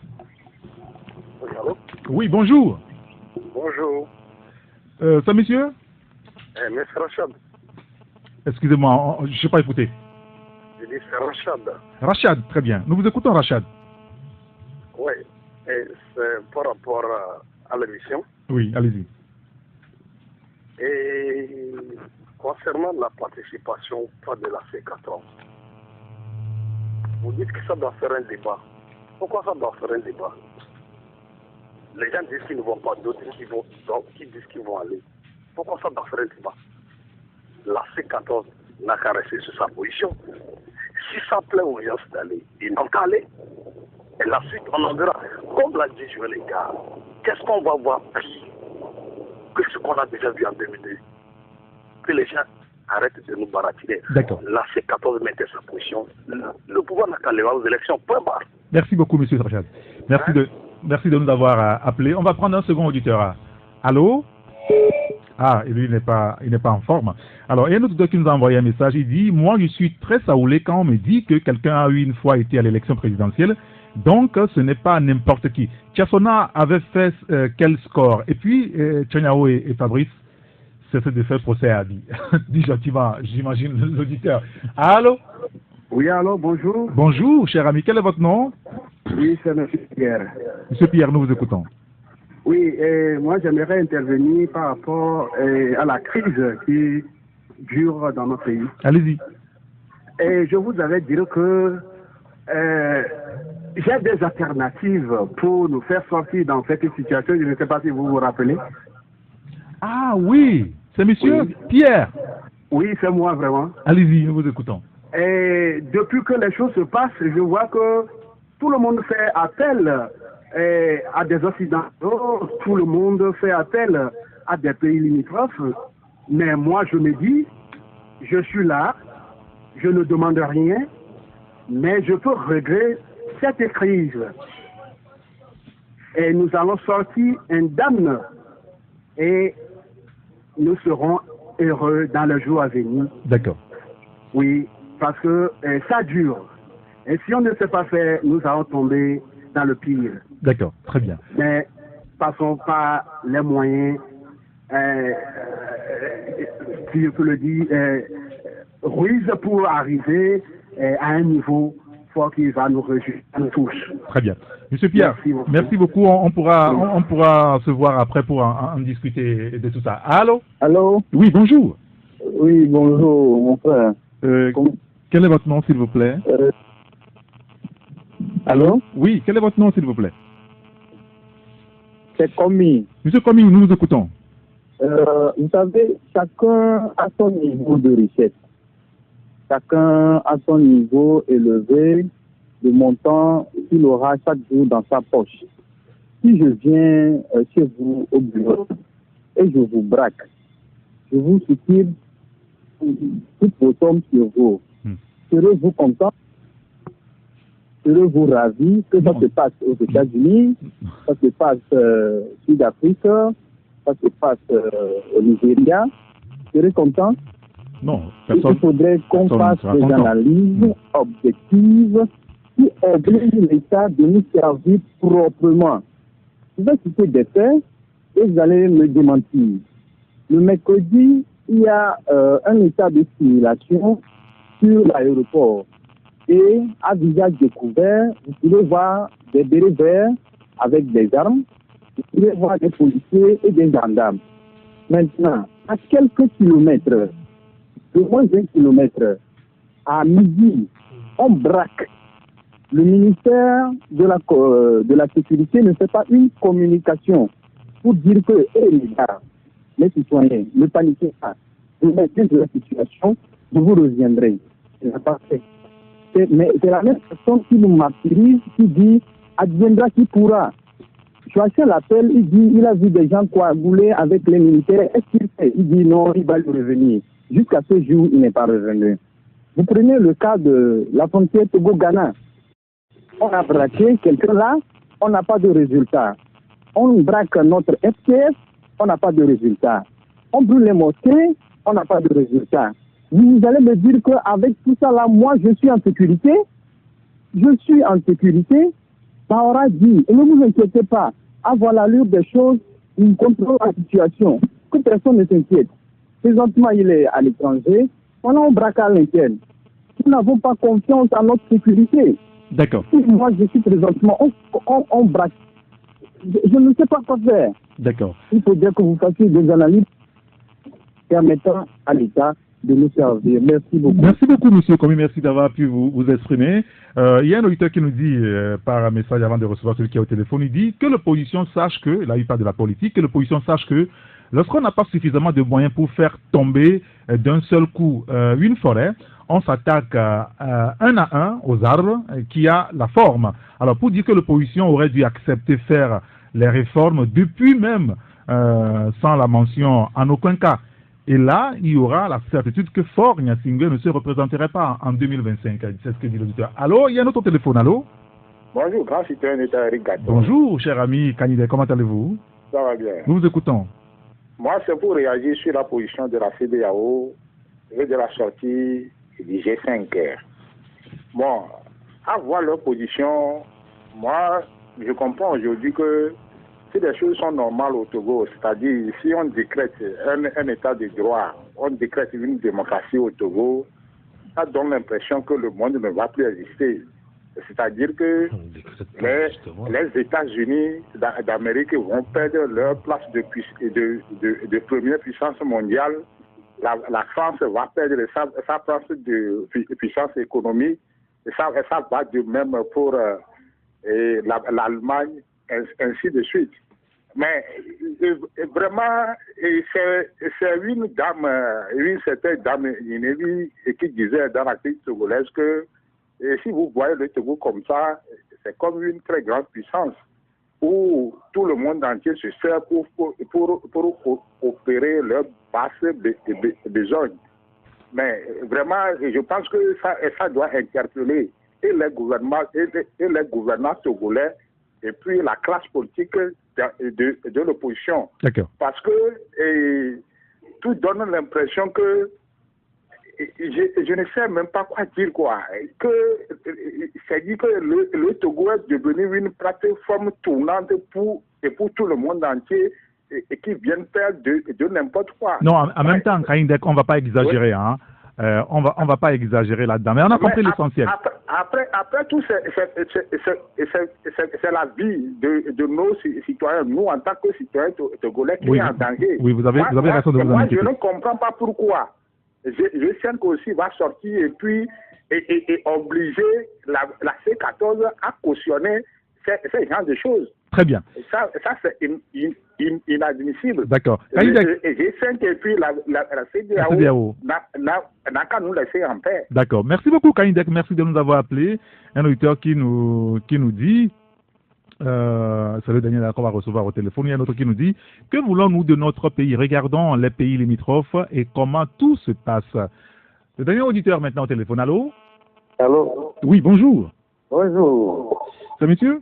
Monsieur Dodi. Monsieur Dodi, nous avons 1 minute 30 avec vous. Ah, ok. Ce que moi j'aimerais dire, c'est que on va aller à ces élections le 20, on va proclamer les résultats, on aura une assemblée monocolore. Pourquoi? Est-ce que la crise est finie? Est-ce que la crise est finie? Mais il va falloir qu'à un moment donné, on s'arrête pour bien faire les choses. En 2002, ils ont été à ces élections, mais d'autres ont été. Mais on va dire que c'est à cause du boycott de l'opposition qu'on a changé. Est-ce que si on aime son pays, on va changer les choses pour faire pire? Mais essayons de faire les choses de bonne manière pour faire évoluer. Les pays qui nous entourent ne le font pas comme ça. Et si des journalistes, il y a certains journalistes parmi vous, eux, ils ne font pas de recherches.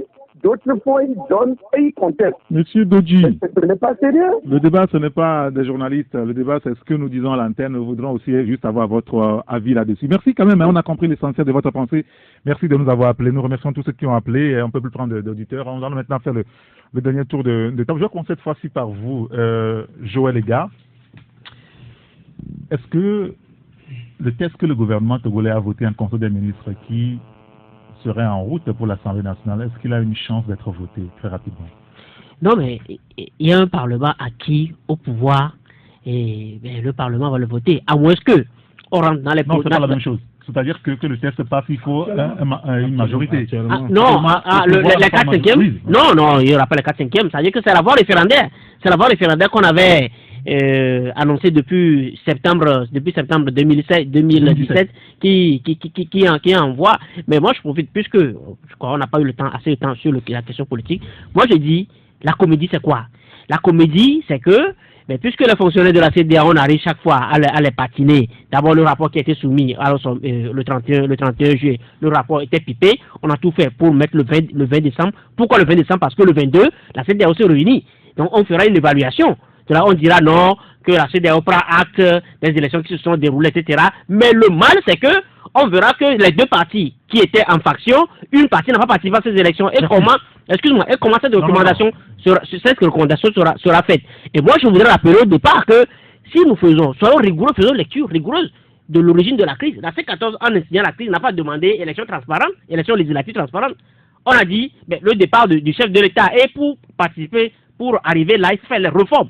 Et les réformes, le document des réformes que M. Badara a fait, le document est là, on vient encore de le pas de le tripatouiller, mais bon, de le mettre des parts de verre. C'est juste une recommandation d'un expert. Comme on l'a dit, est-ce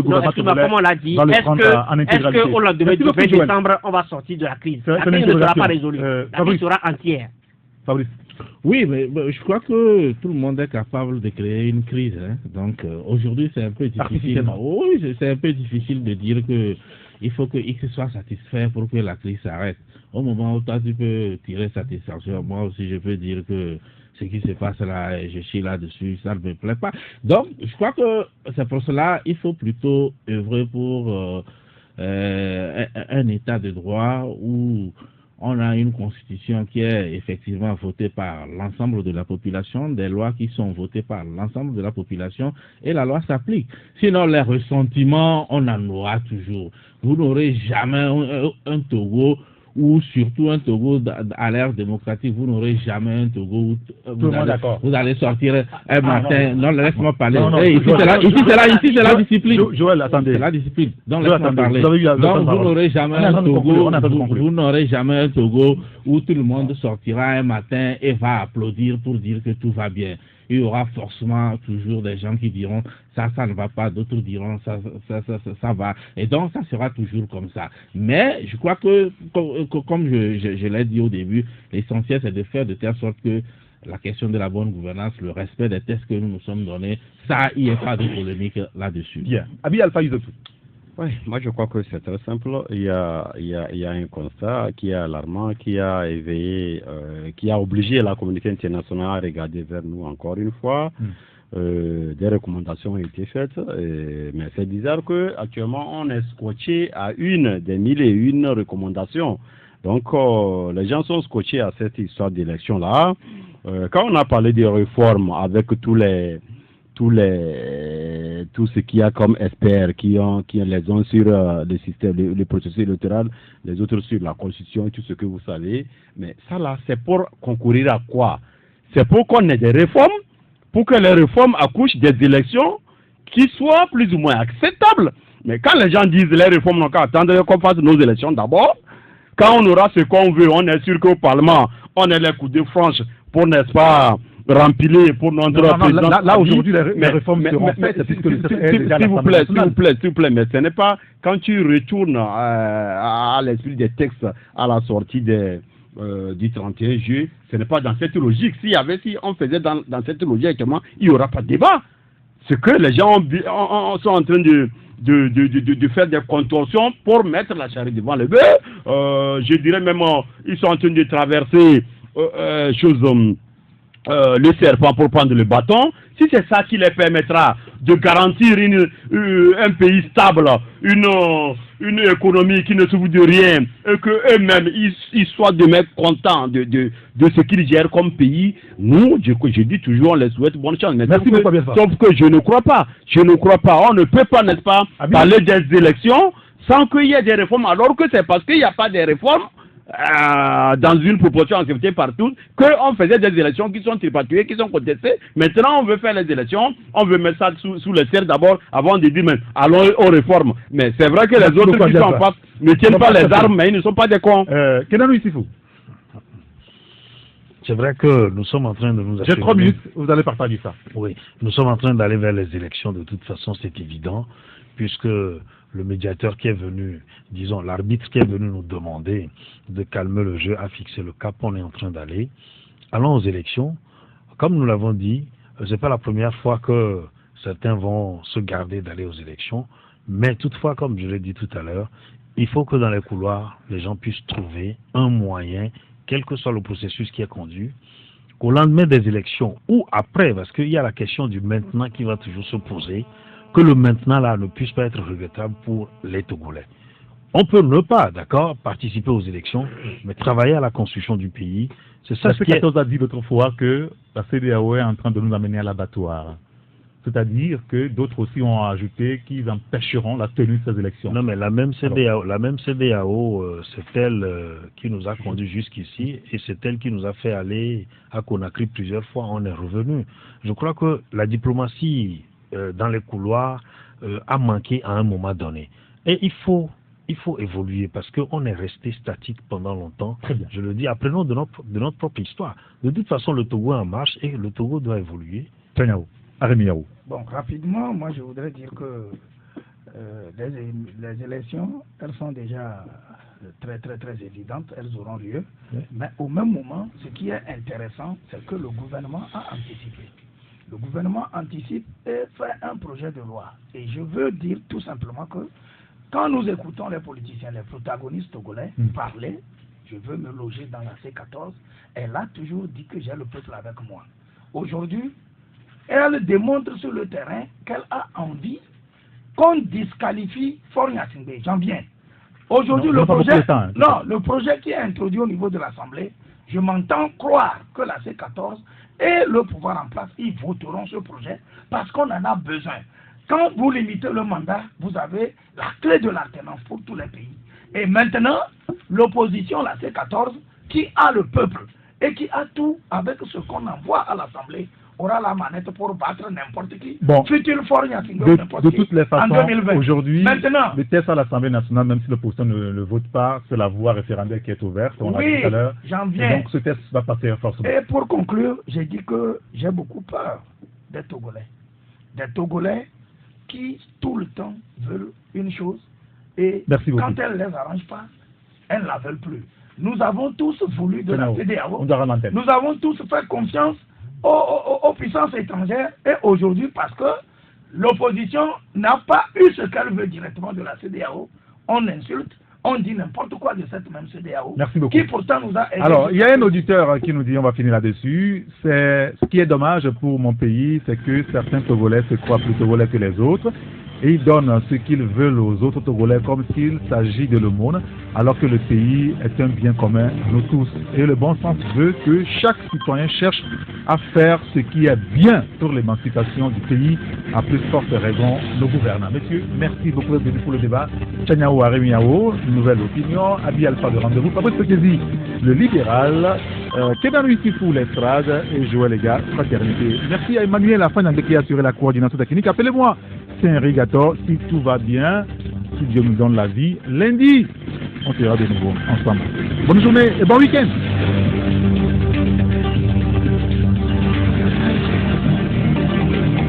Merci d'avoir regardé la vidéo, abonne-toi et partage la vidéo sur les réseaux sociaux, Facebook et WhatsApp.